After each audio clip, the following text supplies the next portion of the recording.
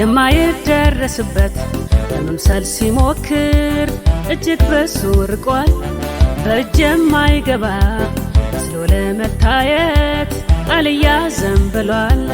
ሜዳ የማይሆን ሆኖ ለመገኘት ተራራው ተልቋል። ሁኔታ ያጓራ ጠንክሮ ሲነሳ የሰራዊት ጌታ በድንገት ተነሳ። የክብሩ ደመና ዛሬ ይገለጣል። ያበቃለት ነገር አሜን ይታደሳል። የሞተው ሬሳ ሕይወትን ይዘራል። አልዓዛር ይነሳል። የለቅሶ ቤት ድንኳን ለድግስ ይሆናል።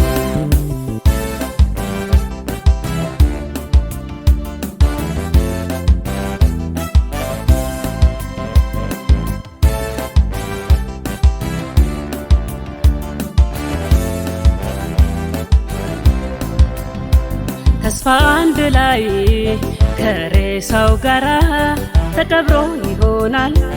የመቃብር ጉድጓድ በትልልቅ ድንጋይ ታትሞ ያስፈራል። ተጽናኝ ማቁን ለብሶ በግራና በቀኝ በአጽናኝ ታጅቧል። ባለትንሣኤው ግን በትንሣኤ ያምናል። በዛ አይነት ሁኔታ መምጣት ደስ ይለዋል። የክብሩ ደመና ዛሬ ይገለጣል። ያበቃለት ነገር አሜን ይታደሳል። የሞተው ሬሳ ሕይወትን ይዘራል። አልዓዛር ይነሳል። የለቅሶ ቤት ድንኳን ለድግስ ይሆናል።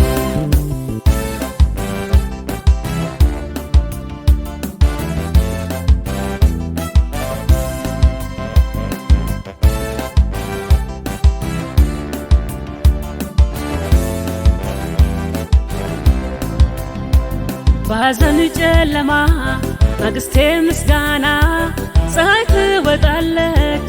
ሰባራዋ ልብም በአምላክ ተገንብታ ዓለት ትሆናለች። የትናንቱ ሐዘን የዛሬውን ደስታ ጣዕም ያጎላዋል። ይሄ በመሆኑ በጌታ ላይ ያለ እምነት ይጨምራል። የብርሃን ምስጢሩ ጨለማ ስለሆነ እንኳንም ጨለማው እንዴ ብርቱ ሆነ። የምሽት ተከታይ ንጋት ስለሆነ እንኳንም ምሽቱ በአሁኑ ወቅት ሆነ። የክብሩ ደመና ዛሬ ይገለጣል። ያበቃለት ነገር አሜን ይታደሳል። የሞተው ሬሳ ሕይወትን ይዘራል። አልዓዛር ይነሳል። የለቅሶ ቤት ድንኳን ለድግስ ይሆናል።